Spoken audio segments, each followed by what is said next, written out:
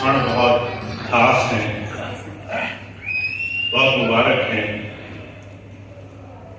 हम अपने बहुत सारे काम पीछे छोड़ करके सत्संग के इस अवसर पर यहाँ बैठे हैं।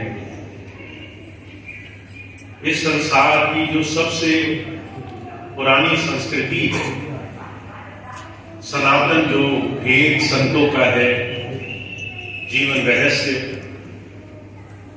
उसको थोड़ा सा आत्मसात करने के लिए बैठे हैं। आज हमारे इस जीवन में जहां चारों तरफ माया, भौतिकता,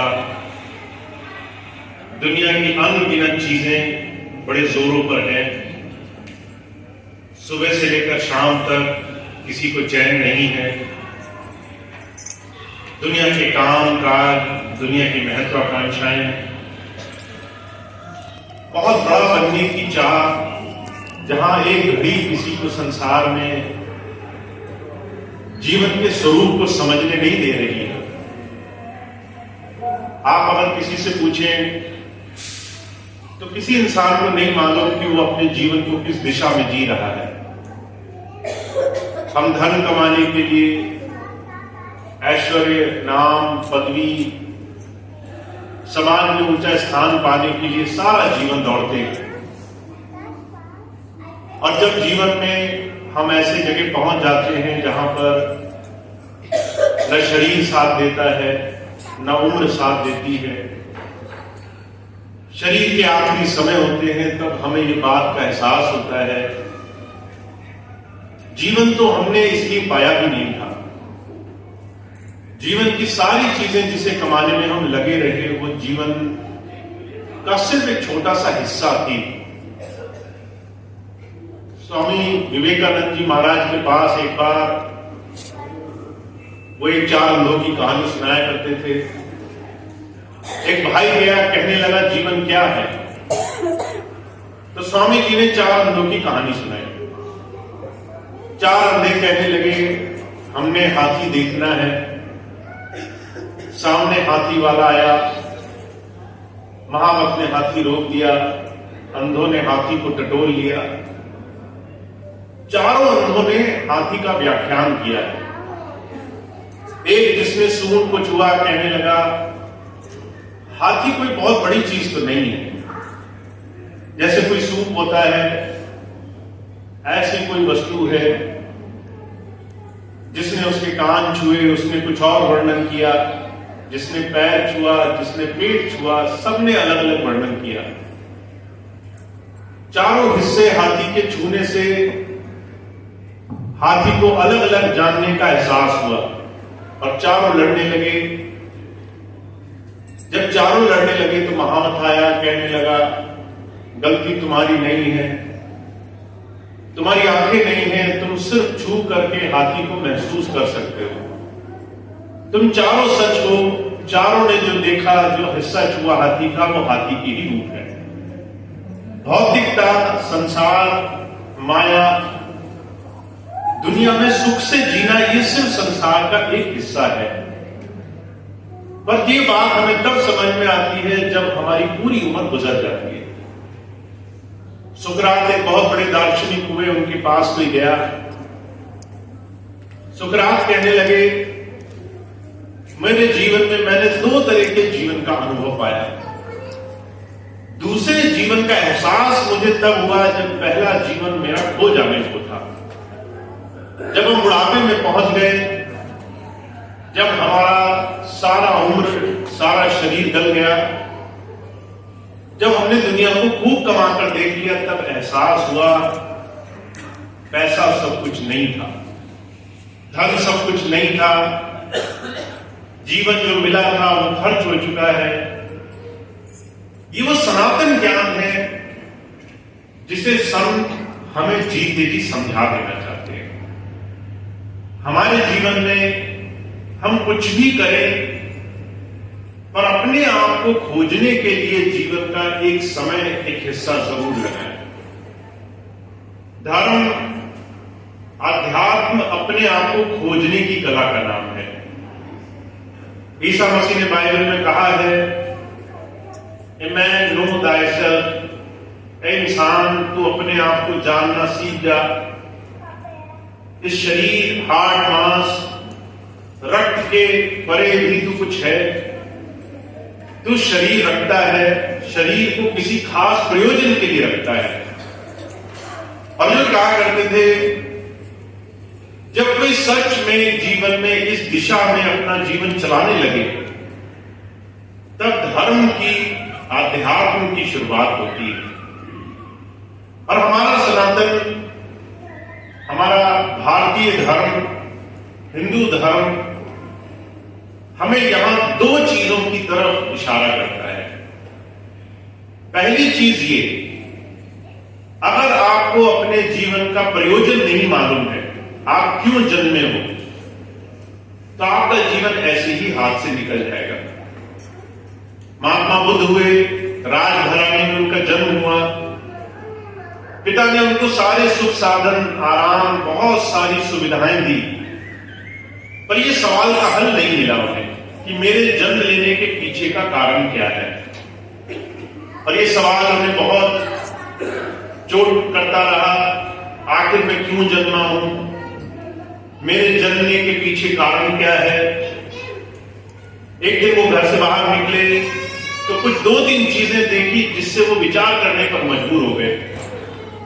उन्होंने एक बीमार आदमी देखा और उनके मन में प्रश्न आया, जिस शरीर को लेकर हम इतने फूले नहीं समा रहे, जिस शरीर को हम इतना खिलाते पिलाते सुंदर बनाते, इसको अच्छी चीजें देते हुए जीवन भर लगे रहते हैं, इस शरीर में रोग भी लगेंगे। और रोग ऐसे होंगे जिन रोगों को आप जान नहीं पाओगे, जिन रोगों से आपको कष्ट मिलेगा, और वो रोग आपको कुछ समझा रहे होंगे। ये सवाल बुद्ध को इतना मन में लगा कि आखिर आदमी को रोगी भी होना होता है। कोई निरोगी संसार में अपने आप जीवन के सुख नहीं भोग पाएगा। दूसरे दिन उन्होंने एक वृद्ध आदमी देखा, बूढ़ा आदमी, खांसता हुआ, कमर झुकी हुई, हाथ में लाठी, चलना मुश्किल, तरह तरह की परेशानियों से जूझता हुआ। जब ऐसी हालत देखी तो बुद्ध को और ये बात मन में घर कर गई कि आदमी हमेशा जवान नहीं बना रहेगा, उसकी सुंदरता हमेशा नहीं बना रहेगी। ये जो आज हमें बहुत बड़ा अहंकार है कि हम ऐसे हैं, ऐसे ही बने रहेंगे, तो इसका बुलावा ना रखे संसार। तीसरी चीज, उन्होंने एक मरे हुए आदमी को देखा और उनको वियोग हो गया। कहने लगे जब संसार में रहना ही नहीं है, कुछ चंद दिनों के गुजरान के लिए शरीर मिला है, फिर मैं इसे राजपाट में, इसे महलों में क्यों बर्बाद कर दूं। मुझे ये खोजना है कि मुझे क्यों भेजा गया संसार में। तो जो कहते हैं धर्म हमें एक बहुत बड़ा संकेत देता है कि हमें प्रयोजन जानना है, अपने अपने आप में हमें समझना है कि हमारे जन्मने के पीछे कारण क्या है। बहुत से लोग हैं जिन्होंने इस प्रश्न की तलाश के लिए बड़े बड़े तीर्थ व्रत किए, उपवास किए। गुरु नानक देव जी महाराज थे, उन्होंने बहुत यात्राएं करी। मोहम्मद साहब हुए, उन्होंने बहुत यात्राएं करी। कबीर साहब हुए, उन्होंने बहुत यात्राएं करी, सिर्फ इस प्रश्न की खोज में कि आखिर में मेरे जीवन जीने के पीछे का कारण क्या है। महात्मा बुद्ध हुए, उन्होंने बड़े लंबे लंबे सफर किए, यात्राएं करी, जा जाकर के हर जगह देखा कि आखिर में क्या मेरे जीवन का प्रयोजन यहां पर सिद्ध होगा। और धीरे धीरे उन्हें एक बात समझ में आई, अपने अंदर के मन के जितने भी बड़े बड़े विकार हैं उसको शांत कर लेना, ये जीवन का प्रयोजन है। मन को शांत कर लेना, इसीलिए भगवान बुद्ध ने दूसरा बड़ा भारी नियम बनाया, अहिंसा का। हमें अपने जीवन में मन की जितनी भी कौतूहल है, आज ये मन आप अगर गौर से देखो, 24 घंटे हर पल हर घड़ी दुनिया के सारे कामों में फंसाने वाले ही मन है। कबीर साहब कहते हैं, मन लोभी, मन लालची, मन चंचल, मन चोर, मन के चले मत चालिए, मन पलक पलक कछुआ। दुनिया में जितना भी खेल बनाया हुआ है मन का बनाया हुआ है। आज आप सुबह उठो, मन आपको 24 घंटे किसी न किसी चीज में उलझा करके रखेगा। आप सुबह उठो, उठते ही मन में कुछ बातें याद आने लग जाएंगी, वो चाहे आज की हो चाहे कभी की भी हो। हम घर बैठे उन बातों से परेशान होने लग जाएंगे। अभी कुछ दिन पहले मुझे एक भाई मिले, मैंने उनसे कहा कि हमारे सबके जीवन का एक ही अर्थ होना चाहिए, हम कैसे ज्यादा से ज्यादा दूसरों की सेवा कर सकते हैं, सबको साथ मिलकर के सेवा करनी चाहिए। तो वो भाई कहने लगे सेवा करने में मुझे कोई आपत्ति नहीं, पर कुछ भाई हैं मैं उनके साथ मिलकर काम नहीं कर सकता। मैंने कारण पूछा तो कहने लगे आज से कुछ समय पहले इस भाई ने मुझे बेइज्जत किया था, बुरा बोला था। वो बात मेरे मन में घर करी हुई है, मैं उस बात को भूल नहीं पाता हूं। इसीलिए मैं जब भी इसे देखता हूं मुझे वही पुरानी घटना याद आ जाती है।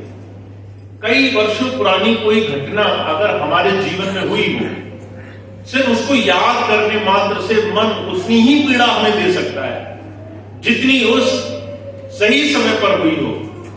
तो जो कहा करते थे इस मन की करतूत को आप समझ भी नहीं सकते। इसलिए भगवान बुद्ध कहने लगे हमारे जीवन में खोज का सबसे बड़ा केंद्र क्या है कि आपका ये मन स्थिरता साधना की तरफ लगने लग जाए, मन स्थिर होने लग जाए। ये हमारे जीवन की सबसे बड़ी खोज का साधन है। इसीलिए उन्होंने सारी खोज छोड़ करके एक पेड़ के नीचे बैठ करके आंख मूंद ली और अपने मन को ही साधने में लग गए। और उनकी सबसे बड़ी अवस्था क्या थी? ध्यान की अवस्था। अर्जुन कहा करते थे उनके ध्यान की अवस्था का सबसे बड़ा मुख्य केंद्र क्या था? उन्होंने अपने मन को इतना सहज बनाया कि इस मन में विचार उठने से पहले ही रुक जाया करते थे। आज सारा संसार जितनी भी ध्यान की अवस्था करता है वो महात्मा बुद्ध के ध्यान से जुड़ी हुई है। वो उसी ध्यान का एक हिस्सा है, उसी ध्यान का एक प्रारूप है। तो जो कहते हैं ध्यान हमारे जीवन में हमें बाहर से अपने अंदर जोड़ने का वो प्रतीक है जिसे आध्यात्म सिखाना चाहता है। अभी आप हिंदू महीनों के हिसाब से पहले महीने में बैठे हैं, जैसे अंग्रेजी महीने के हिसाब से जनवरी का महीना तो आप उसे कहते हैं नए साल का पहला महीना है। ये महीना हिंदुओं की जो गणना है उसके हिसाब से पहला महीने का यह अवसर है। अब जो कहा करते थे इसको बड़े खास अवसर के लिए इतना विशेष बनाया गया। जब पुरानी फसल कट जाती है, जब नई फसल होती है, तो लोग इस दिन को बहुत खुशी से, बहुत हंसी से, बहुत उल्लास से, बहुत प्रेम प्यार से एक दूसरे के साथ मिलकर मनाते हैं। एक दूसरे के साथ पुरानी बातें भूल करके मिल जाना चाहते हैं। पुरानी तमाम कड़वी अनगिनत बातों को भुला करके नए सिरे से जीवन को शुरू करना चाहते हैं। नए जीवन की शुरुआत माना गया है इसे। और ये बार बार हमारे समाज में इस तरह का प्रतीक हमें सिखाने की कोशिश की गई कि अपने जीवन में पुरानी बहुत सारी चीजें होंगी आपके जीवन में जिसमें आपका ये मन आपको फंसा कर रखे हुए है, आपको तरह तरह से उलझा कर रखे हुए, पर आपको हर साल एक मौका मिलेगा। उस मौके में आप पुरानी बातें एक बार के लिए भुला देना, नए सिरे से अपने जीवन को देखना।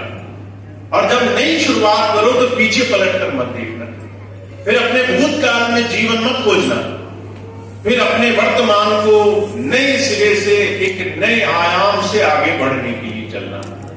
तो संतों महापुरुषों ने साधना को, आध्यात्म को अपने वर्तमान से, अपने जीवन में अपने अंदर खोज से, साधना से जोड़ने का नियम बताया है। और हम जितने भी लोग आज इस साधन को करना चाहते हैं, अपने जीवन की खोज करना चाहते हैं, उसके लिए एक सबसे आसान तरीका है, सबसे सरल तरीका है। और उस बात को आप अपने व्यवहार से, अपने बाहरी जीवन से हमेशा परखना है। बाहरी जीवन से हमेशा उसकी परख करना। बहुत से लोग कहते हैं हमने कई वर्षों से धर्म अपना रखा है, हम तो कई वर्षों से पूजा कर रहे हैं, हम तो कई वर्षों से तरह तरह के अनुष्ठान कर रहे हैं।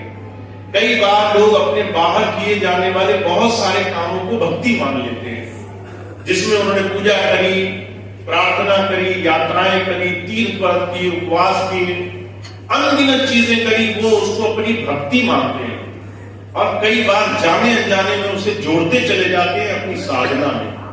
और कई बार उन्हें बुलावा रहता है कि हमने इतनी बड़ी भक्ति करी। और जो कहा करते थे, अगर आपको आज यथार्थ के वर्तमान जीवन में अपने आप को परखना हो तो सिर्फ अपने व्यवहारिक जीवन को परखना। बाहरी जीवन आपके आंतरिक जीवन की परछाई होगा। अगर आप कहते हो कि आपने धर्म से, अध्यात्म से जुड़ना शुरू कर दिया है, तो जो कहा करते थे आपका बाहर और आंतरिक जीवन एक जैसा रहेगा। आपका जो अंदर हृदय में होगा वही आपके बाहर व्यवहार में दिखाई देगा। आपकी बोली चाली में, आपके कहने सुनने में, आपके लोगों से आचरण में लोगों के लिए क्या ख्याल मन में आता है, उस चीज में वो बात दिखाई देगी। महाराज जी अक्सर एक मिसाल करना करते थे। अकबर एक बादशाह हुआ हमारे देश में, उसका एक वजीर था। वजीर बड़ा समझदार था। अकबर कई बार सोचता था कि मेरे देश में, मेरे राज्य में सब अच्छे अच्छे लोग रहने चाहिए, सुंदर हो, धनाढ्य हो, अच्छे हो, अच्छे घर परिवार से हो। उसे कहीं ना कहीं ये बात खलती थी कि कोई भी कुरूप, गंदा, कोई भी बदसूरत आदमी उसके देश राज्य में ना रहे। बार बार वो भेष बदल करके अपने राज्य का मुआयना करने जाया करता था। अपने वजीर को लेकर एक बार वो निकला, मन में धारणा ये थी आज मैं सारा मुआयना करके आऊंगा। जब राज्य में निकला तो दूर से उसने एक ऐसे आदमी को देखा जिसकी शक्ल अच्छी नहीं थी। मन में बुरे ख्याल आए। अपने वजीर को, बीरबल को वो कहने लगा कि बीरबल, ये जो सामने आदमी आता है, मन करता है इसको अभी दंड दिया जाए, बड़ा कठोर दंड दिया जाए, इतना क्रूर आदमी मेरे राज्य में क्यों है। बीरबल कहने लगा, महाराज अपने दिल में भी ऐसे ख्याल न लाओ। तुम्हारे दिल में किसी के लिए बुरी भावना आई तो समझो वो भावना दूसरे तक पहुंच जाएगी। दूसरा आदमी भी उसी भावना से पूरी तरह से प्रभावित होकर आपके लिए विचार रखेगा। तो राजा था, कहने लगा, बात मैंने मन में सोची, दूसरे को क्या पता चली होगी। मेरे मन की बात है, दूसरे को इससे कोई भी बात पता नहीं चली। तो बीरबल ने ये बात साबित करके दिखाई। वो गया सामने, उस आदमी से पूछा, मेरे साथ वाले आदमी को देखा तुमने, क्या विचार आया। तो बादशाह था, लंबी दाढ़ी थी, बहुत बहरूपिया बन के गया था। जब ये बात बीरबल ने उस व्यक्ति से पूछी तो उसने कहा, मन किया इसकी दाढ़ी खींच लेता। इतना खूंखार, इतना क्रूर, इतना मुझे ये गुस्सैल आदमी मालूम पड़ा कि मुझे देखते ही मन में नफरत का भाव आया। बीरबल ने बात जाके राजा को बताई। राजा को बड़ा आश्चर्य हुआ। कहने लगे, जबान में तो आवाज होती है, पर क्या भावों में, क्या विचारों में भी आवाज होती है। हुजूर कहा करते थे, ये बात संत हमें और आपको समझा देना चाहते हैं। हमारे जीवन में आचरण हमारी भाषा होती है। हम जो कुछ सीखे हैं वो हमारे व्यवहार से दिखाई देगा। आपने कई बार देखा होगा, लोग गाड़ी में जाते हैं, अगर कोई सड़क काट जाए तो लोगों को बड़ा गुस्सा आता है। गुस्सा इतना आता है कि वो अपने आप में ही आग बबूला हो जाते हैं। क्या वो सामने वाले आदमी से क्रोधित हैं? उस आदमी को तो उन्होंने जाना भी नहीं, उसे तो देखा भी नहीं। वो गुस्सा उनके अंदर भरा हुआ है, निकालने का उन्हें कारण मिल गया। वो गुस्सा दूसरे में नहीं है, वो सिर्फ अंदर हम अनगिनत ऐसी विषैली चीजों को लेकर घूम रहे हैं जिसके निकालने के बहाने हो जाएंगे। आप सड़क चलते ऐसे बहुत सी चीजों को देखने वाले बन जाएंगे, जहां हमारे अंदर काम, क्रोध, लोभ, मोह, अहंकार। कबीर साहब कहते हैं, एक बात हमेशा ध्यान रखना, जैसी तुम्हारी भावनाएं होंगी वैसा ही तुमने गुरु बनाया होगा। कामी का गुरु कामनी, लोभी का गुरुदान, कबीरा का गुरु संत है, नित्य जपावे नाम। कबीर साहब कहते हैं मैंने तो गुरु से प्रेम लगाया है, और गुरु से प्रेम लगाने का मेरा मतलब क्या है कि मेरे अंदर गुरु के अलावा दूसरे बहुत सारे भाव आते ही नहीं। मैं जब किसी से मिलता हूं तो गुरु करके मिलता हूं, किसी से जब मैं व्यवहार करता हूं तो ऐसे जैसे मैं अपने गुरु से व्यवहार कर रहा हूं, किसी को खिलाता हूं तो जैसे अपने गुरु को खिला रहा हूं, किसी को पिलाता हूं तो ऐसे जैसे अपने गुरु को पिला रहा हूं। इसी बात को हनुमान जी के बारे में कहा जाता है।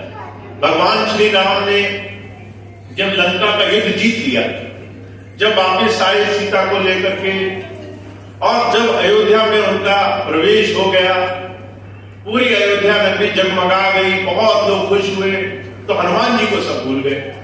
हनुमान जी सबसे किनारे बैठे थे, उन्हें किसी से क्या लेना देना, वो तो अपने भगवान राम में, उनके नाम में मगन थे।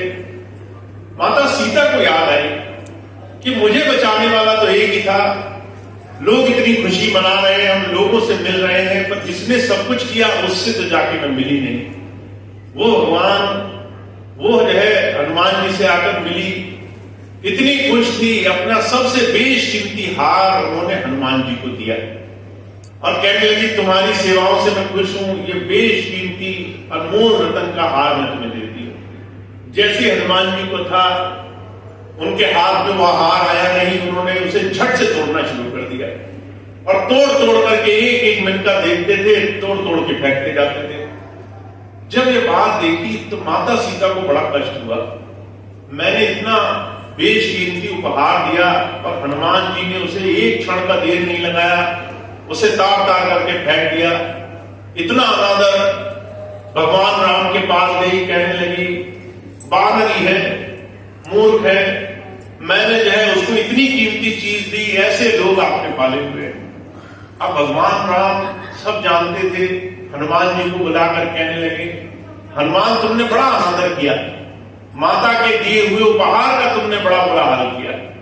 हनुमान कहने लगे महाराज मुझे किसी इनाम, किसी उपहार, किसी कीमती चीज से क्या लेना देना, मुझे सिर्फ इस चीज से लेना देना है कि जिस चीज को मुझे इस जीवन में प्राप्त हो उसमें आपका नाम, आपका ध्यान, आपका ख्याल छुपा है या नहीं छुपा है। नहीं छुपा है तो मेरे लिए वो चीज किसी काम की नहीं है। तो जो कहा करते थे कि जब हम संसार में व्यवहार करें, वो व्यवहार हमारे अध्यात्म, भक्ति, हमारी पूजा पाठ का परिचायक होता है, उसकी सबसे बड़ी परछाई होता है। कई बार हम संसार में जाते हैं, लोगों को लोगों के हिसाब से तौलते हैं, पर जो कहा करते थे वहां हमारी भक्ति कामयाब नहीं होती। तो संत आते हैं, वो कहते हैं आप जीवन में एक ही रास्ते पर चल पाओगे, या तो मन के रास्ते पर चल पाओगे या आप प्रभु भक्ति के रास्ते पर चल पाओगे। अगर आपने उस परमात्मा को सब कुछ मान लिया है तो आप इस चीज को स्वीकार करो कि उस परमात्मा की रजा, उसकी मर्जी, उसकी इच्छा के विरुद्ध इस संसार में कुछ भी नहीं होगा। उसकी मर्जी के मुताबिक ही सब कुछ हो रहा है। का राई बढ़े न तिल घटे जो लिखिया करता, न राई के दाने बराबर कुछ कम होगा, न तिल के दाने बराबर कुछ बढ़ सकेगा जो उस परमात्मा ने लिख दिया है हमारे और आपके जीवन में। इसका मतलब ये हुआ कि अगर आपके जीवन में कष्ट आते हैं वो भी प्रभु इच्छा है, अगर आपके जीवन में कुछ अनिष्ट होता है वो भी प्रभु इच्छा है, अगर आपको चोट लगती है वो भी प्रभु इच्छा है, अगर आपको सामने आकर के कोई घूर कर देख रहा है तो आपके लिए तो वो भी प्रभु इच्छा है। आप अगर उसमें कर्ता भाव से लग गए, उसमें फंस गए, उसमें उलझ करके अपने आप को जीवन में उन्हीं तमाम चीजों में लगे रहे तो जीवन उसी माया जाल में, काल चक्र में समाप्त हो जाएगा। भगवान बुद्ध ने जब अपने जीवन में निर्वाण पद प्राप्त कर लिया तो सबको ये भेद सुनाया करते थे कि भाई तुम कहां फंसे हो जीवन में, तुम जिस लेन देन में लोगों के साथ उलझे हुए हो वो तो तुम्हारा लेन देन का मसला ही नहीं था, तुमने तो कहीं और जाना था, तुम संसार में रास्ते में ही उलझ कर रह गए। एक बात जब वो सुनाया करते थे तो किसी आदमी को बहुत बुरी लगी कि हमारे भगवान, हमारे धर्म, हमारी आस्था को ऐसे कौन समझाता है। तो जब वो सत्संग करने गए तो वो आदमी पीछे से आया और बड़ी दूर से चीख चीख करके उनका उपहास, उन्हें बुरा कहने के लिए जोर जोर से बोलने लगा। अब यहां पीछे कोई आ जाए, कोई मुझसे बुरा मानता हो, मुझे कान में बजे कहे तो उसका प्रयोजन है मुझे वो बात बताना, और पीछे से चिल्लाने लगे तो उसका प्रयोजन है सबके सामने मुझे अपमानित करना। उस आदमी ने पीछे से जोर जोर से चिल्लाकर बुद्ध को कहा कि तुम धूर्त हो, तुम बेईमान हो, तरह तरह की गालियां निकाली, पर बुद्ध मुस्कुराते रहे। उनके चेहरे पर शिकन नहीं आई, चेहरे पर मुस्कान थी, हंसी थी, पूरा समय वो हंसते रहे। उस आदमी को बड़ा बुरा लगा कि मैंने इतनी गालियां निकाली, सामने वाले को फर्क तक नहीं पड़ा। बाद में वो आकर पूछने लगा कि महाराज मैंने तो इतनी गालियां निकाली, तुमने कुछ बोला क्यों नहीं? बुद्ध कहने लगे तुम मुझे कुछ देना चाहते हो जो मुझे पसंद नहीं है, मैं वो देना नहीं चाहता, तुम उसे वापस ले जा सकते हो, मुझे इसकी कोई जरूरत नहीं है, मेरा जीवन अच्छा चल रहा है। ये बात सुन करके उस आदमी को बड़ा बुरा लगा कि क्या विचारिक भेद, विचारिक द्वंद्वता, दुनिया की तमाम बुराइयां भी हम छोड़ सकते हैं संसार में। और बुद्ध कहा करते थे बिल्कुल ऐसे ही छोड़ सकते हैं जैसे भौतिक चीजें छोड़ सकते हैं। अभी आपके पास कोई गंदी चीज, भौतिक चीज लेकर आए, कोई हाथ में कीचड़ लेकर आए, आपको लगाना चाहे, आप पीछे नहीं हटोगे क्या? बुजुर्ग कहा करते थे कि ऐसे ही वैचारिक बुराइयों से भी आप पीछे हट सकते हो। सिर्फ मन में शक्ति होनी चाहिए, सिर्फ मन में ये दृढ़ भावना होनी चाहिए कि हमें गलत दिशा में जाना ही नहीं है, हमें अपने जीवन को अपने अनुरूप जी लेना है। तो धर्म हमें ये सिखा रहा है कि आचरण को धर्म मानो, सिर्फ बाहरी पूजा पाठ जब तक नियम संयम को धर्म मत मानो। मुझे बड़ी अच्छी तरह से एक कहानी याद आती है, स्वामी जी कई बार सुनाया करते थे। एक भाई थे, उनके गांव में भागवत रखी गई महीने भर की। सेठ जी ने मन बनाया कि हर रोज भागवत सुनने जाएंगे। 29 दिन तो वो भागवत सुनने गए। सत्संग में जाते, पूरा घंटा भर सत्संग सुनते, वापस आते, आकर के गद्दी में बैठते, अपनी दुकानदारी करते। पूरा 29 दिन तो ऐसे निकल गए। आखिरी दिन उन्हें काम पड़ा, उन्होंने अपने लड़के को भेज दिया, कह रहे थे तुम जाओ कथा सुनकर आओ। उस दिन लड़का गया कथा सुनने। कथा में गुरुजी कह रहे थे कि अगर कोई भी इंसान, कोई भी जीव, कोई भी पशु, कोई भी अगर संसार में किसी भी प्रयोजन से कुछ कर रहा है तो उसको देने में तुम्हें कष्ट नहीं होना चाहिए, किसी का दिल मत दुखाना। कहा परहित सरिस धर्म नहीं भाई, पर पीड़ा सब नहीं अनमाई। दूसरे का अच्छा कर सको कर देना, दूसरे का बुरा करना हो तो हाथ पीछे खींच लेना, दूसरे का बुरा मत करना कभी। अब ये बात उसे अच्छी लगी। उस दिन वो वापस आया, दुकान था, अनाज की दुकान थी। जैसे ही गद्दी पर बैठा लड़का तो एक गाय आई, आ करके अनाज के बोरे में मुंह मारने लगी। लड़के ने सोचा इसको हटाऊं नहीं हटाऊं, तो गुरुजी की बात याद आ गई कि कितना खा लेगी, 1 मुट्ठी 2 मुट्ठी, कोई बात नहीं खा लेने दो, उसको पीड़ा नहीं देते। ये सोच करके वो रुका रह गया। इतनी देर में पीछे से पिताजी आए। पिताजी ने देखा लड़का जो है खुली आंखों देख रहा है कि गाय अनाज खा रही है। उन्होंने पीछे से गालियां निकालनी शुरू करी। लड़के को खूब धमकाया, खूब गालियां दी। पहले पशु को मारकर भगाया, फिर जो है लड़की की खूब पिटाई करी। कहने लगे तू मूर्ख है, बेवकूफ है। लड़के ने कहा गुरुजी ने कहा था कि अगर किसी को पीड़ा देना हो तो हाथ पीछे खींच लेना। मैंने वही किया जो आप रोज करते हो। 29 दिन आपने भागवत सुनी, आज मैंने सुनी। तो पिताजी कहने लगे अरे कथा सत्संग सिर्फ सुनने के होते हैं, इन्हें आचरण में नहीं लाना चाहिए, इन्हें जो है जीवन में नहीं उतारना चाहिए। तो आज हमारी स्थिति यही है, हम अपने जीवन में सिर्फ अल्लाह झाड़ कथा सुन रहे हैं, हम सत्संग सुन रहे हैं, हम जो है भगवान की भक्ति कर रहे हैं, मन में दुनिया बसी हुई है। तो जो कहा करते थे हम दुनिया को छल सकते हैं, उस परमात्मा को हम छल नहीं सकते।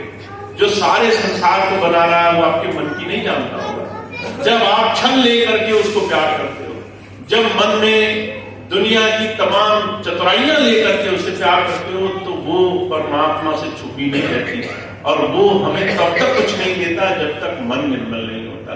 तो कबीर साहब बड़ा जोर देकर कह रहे, कहते कबीरा मन निर्मल भया जैसे गंगा की, पीछे पीछे हर किरण बहत कबीर कबीर। उस परमात्मा को पाने की देर नहीं लगेगी तुम्हें, अगर अपना मन साफ कर लो। मन अंदर से और बाहर से एक जैसा रखना। ये मत करना कि ऊपर से बड़े मीठे बने रहो और अंदर से पूरी कड़वाहट रखो, क्योंकि परमात्मा से कुछ छुपेगा नहीं, उस भगवान से कुछ छुपेगा नहीं। जब तक ये दो नावों में पैर रखोगे तब तक मंजिल हाथ नहीं लगेगी। तो जब संत आते हैं वो बार बार आचरण पर जोर डालने को कहते हैं। इसलिए कवि साहब फिर से कह रहे हैं, कहते कथनी मीठी खाण सी करनी विष की लोए, कथनी स्यों करनी करो सो विष अमृत हुए। कहते हमारी जबान तो बड़ी मीठी है, पर जब हम कुछ करने जाते हैं तो हम सिर्फ अपना देखते हैं, हमारा भला हो जाना चाहिए, दूसरे का भला हो नहीं हो हमें कुछ लेना देना नहीं है। तो कबीर साहब कहते हैं जैसे कथनी मीठी है वैसे करनी भी मीठी करो, वैसे काम भी अच्छे करो। किसी का भला करने से तुम्हारा बुरा नहीं होगा, किसी का अच्छा करने से तुम्हारा भगवान हमेशा और ज्यादा बढ़ करके भला ही करेंगे। तो जब जब संत आते हैं कहते आचरण को धर्म मानो, आपका व्यवहार, आपकी बोली, आपका स्वभाव, आपका मन, ये आपकी साधना की परछाई है। अगर अंदर से भगवान को प्रीति रखी है तो बाहर से आचरण मीठा हो जाएगा, बाहर से स्वभाव सरल हो जाएगा, आपके अंदर से दूसरों की सेवा स्वतः निकलने लगेगी। लोगों को आप तेरा मेरा ऊंच नीच भेदभाव करके नहीं मानोगे, सब में वही मालिक दिखाई देगा, सबकी सेवा करके मन प्रसन्न होगा। उस प्रभु की इच्छा, उसके बहाने, उसकी रजा को आप समझने वाले बन जाओगे। तो हमारे स्वामी जी कहते हैं धर्म बहुत गूढ़, बहुत रहस्यमय विषय है, इसलिए कि लोगों ने सिर्फ भगवान का नाम लेना भगवान की भक्ति मान रखा है, पर भगवान अंदर बैठा है, छुप करके ये देख रहा है कि तुम कब दुनिया के भेदभाव मिटा दोगे, कब मन निर्मल करोगे, तब मैं तुम्हें मिलूं, कब मैं तुम्हें प्राप्त हूं। तो वो प्रभु तो अंदर ही बैठा है, बस आपके एक सच्चे दिशा में बढ़ जाने की राह देख रहा है। तो आप बहुत भाग्यशाली हैं, जीवन में ऐसा सुंदर जीवन मिला है, पर इस जीवन को आप सार्थक कर लेना। यहां से इस जीवन की सुंदरता, इसकी सार्थकता आपको हासिल होगी। तो इसके लिए आपके पास सिर्फ एक अवसर है कि आप अपने समय को, अपने टाइम को बहुत ईमानदारी से और बहुत सही तरीके से खर्च करने वाले बने। और मैं सिर्फ दो ही बातें इसके लिए कहता हूं। पहली चीज ये, हर दिन का ध्यान रखो, आपका आज का दिन ही आपके पास सबसे बड़ी पूंजी है। ये आज का दिन गया आपके हाथ से तो मौका गया आपके हाथ से, न कल कभी आएगा, न आज पिछला बीता हुआ कल आपको कुछ दे जाएगा। जो आज का दिन है यही आपके पास सबसे बड़ी पूंजी है। अगर आज आपने कोई काम नहीं किया तो वो काम फिर कल पर टलेगा, और जो कल पर टल गया वो कभी आपके साथ होगा नहीं। तो अगर आपको ध्यान करना है आज करो, अगर आपको किसी की सेवा करनी है आज करो, अगर आपको घर में अच्छा रहना है आज रहो, घर में किसी की सेवा करनी है आज करो, अगर आपको अपने व्यवहार में बदलाव लाना है, अगर गुस्सा कम करना है, अगर प्रेम लाना है, अगर किसी की सेवा में जुटना है, आज जुटो, आज इस काम को करना शुरू करो। जितना ज्यादा आप आज किसी चीज को शुरू कर लोगे उतना ज्यादा आपकी सफलता तय है। और जितना ज्यादा आपने टाल दिया, महाराज जी बात कहा करते थे मन के बारे में, मन की वृद्धि होती है। जिस दिन आपने अपने आप से किया हुआ वादा पूरा नहीं किया, आपने वादा किया कि मैं आपसे गुस्सा नहीं करूंगा, और फिर जब मौका मिला, जरा सी चीज आई, किसी ने आपकी बात नहीं सुनी और आप चीखने चिल्लाने लगे, गुस्सा करने लगे, तो मन उसी दिन समझ जाता है ये बड़ा कमजोर व्यक्ति है, ये किसी काम का नहीं है। उस दिन के बाद जब दूसरे दिन कभी भी आप अपने आप से वादा करोगे, कोई भी वादा करोगे, तो मन पहले आपको कहेगा कि तुम क्या वादा पूरा करोगे, तुम तो वादा पूरा करने योग्य ही नहीं हो, तुम तो इस लायक ही नहीं हो कि तुम अपनी बात पूरी करो। उस दिन आपको दुगनी मेहनत करनी पड़ेगी और आपका काम आधा जरूरी भी होगा तो भी आपको मुश्किलें आएंगी। तो अपने आप से किया हुआ वादा कभी मत तोड़ना। अगर आपने कोई भी वादा किया कि आज मैं 5 मिनट भजन करूंगा, आज मैं गुस्सा नहीं करूंगा, आज मैं सबसे प्रेम से बोलूंगा, आज मैं सबका सम्मान करूंगा, कोई भी एक चीज जो आपने पकड़ी उसको आज पूरा करो।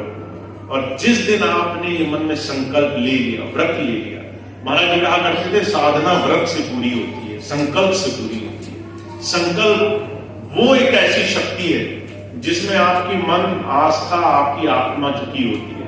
तो अगर आपने संकल्प ले लिया कि मैंने ये काम तो करना ही है, तो जो कहा करते थे फिर उसके बाद कोई और काम न करो जब तक वो काम पूरा ना हो जाए। और आपने ऐसा संकल्प पूरा किया तो उसके बाद आपका मन आपका कोई भी काम करने से रुकावट नहीं डालेगा। तो आपको ऐसे साधना करनी है, ऐसे पूजा, ऐसी भक्ति, ऐसी उस मालिक की याद करनी है जिससे जीवन में आप सफलता की तरफ बढ़ते चले जाए। तो ये स्वामी जी महाराज की कोई बात थी जो मैंने आपकी सेवा में रखी है। आज का एक कार्यक्रम समाप्त होगा, एक प्रार्थना होगी, उसके बाद आज का एक कार्यक्रम समाप्त